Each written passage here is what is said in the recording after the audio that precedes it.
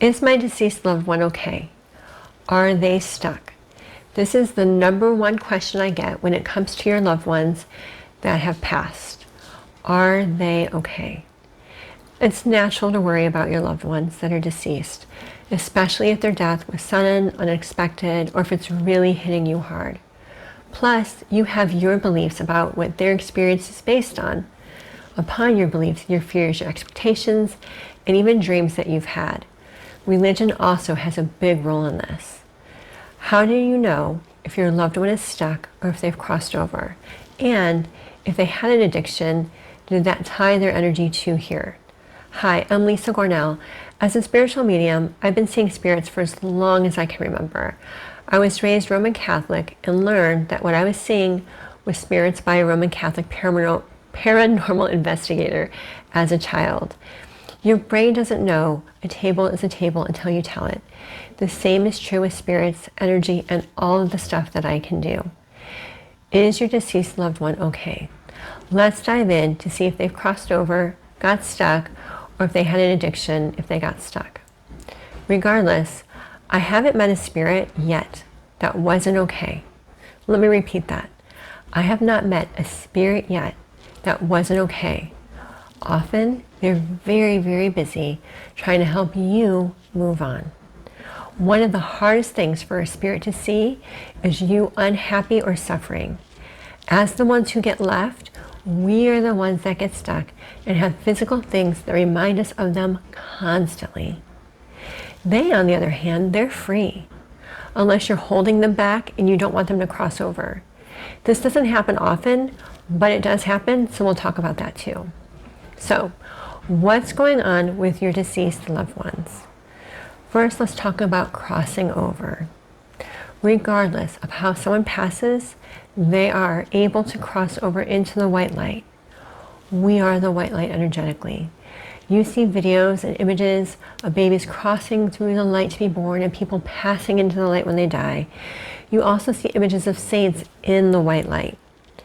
The white light is non-denominational, but you can associate it with God, universe, source, whatever you want, because it honestly doesn't matter. When someone crosses over into the white light, they are free instantly from whatever restrictions they had in this life. I've seen countless spirits come back to tell their family to stop following their very restricted religious or family beliefs. They are free. This means they can visit you whenever they want or whenever you call them.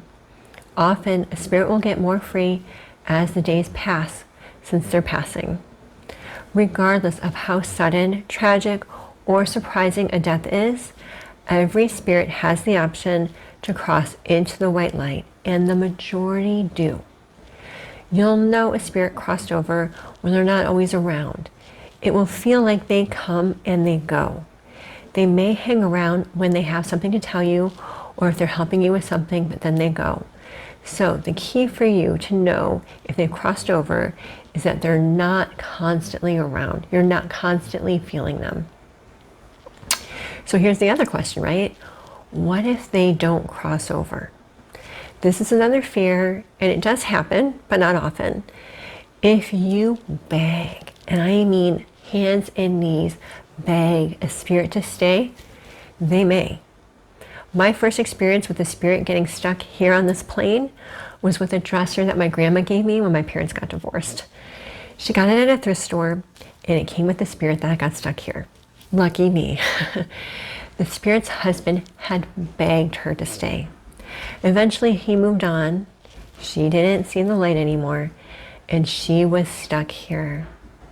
She had been here for decades. In my room, she was a bit of a menace. She knocked my things over, and more importantly, tormented our cats, Cuddles 1 and then Cuddles 2, who weren't with us very long because of her. All the spirit had was this dresser. She went with it everywhere it went until we put her in the white light. We had a paranormal investigator come to our house, and this was when I realized, hey, I can see spirits. The paranormal investigator had a whole process, but all that was needed was to put the spirit in light, and then she waved, and she left. The whole process took 30 seconds. So no matter how devastated and sad you are, don't ever beg a spirit to stay with you. It is selfish and completely unnecessary, as they can visit whenever you ask them to or whenever they want.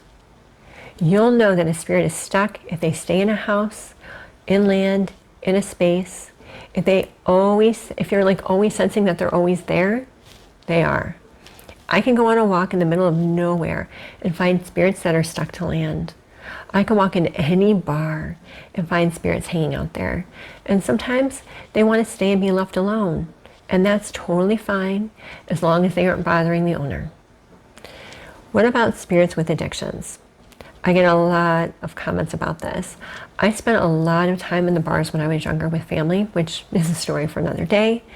But as a child under the age of 10, I would look at the bar and see people sitting there with negative energies around them, and I would see spirits sitting there that had not crossed over. So let that sink in. The spirits weren't held back by a person. They just stayed because they weren't leaving their addiction. So when you think about why do they call alcohol spirits, it's actually pretty deep.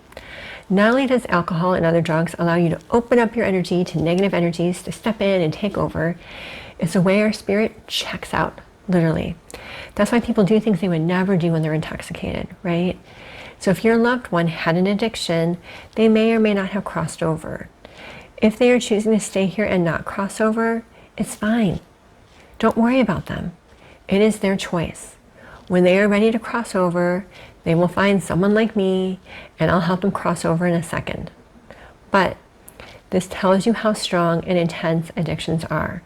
They are beyond physical, mental, and emotional. They are also energetic. But just because they had an addiction doesn't mean that they got stuck. Some do, some don't. It's up to them, you know? Free will is really a thing. This leads me to, is my loved one okay? So, whether your loved one has crossed over or not, they are okay. Regardless of how they died, regardless of how their death has been perceived, they are absolutely okay, and they spend a lot of time trying to tell you that. Every, and I mean every single time a person asks me that, the spirit pops up from around them and says, I've tried to tell them, they don't listen to me. You don't need to put your fears, which is a dark energy, on them. Let them be free. And if you want to talk to them or help them cross over if they didn't, I'll give you videos to help you with both of these things. I also have a paranormal offer for you to help you connect with them. You can find that on my website at lisagornall.com/paranormal.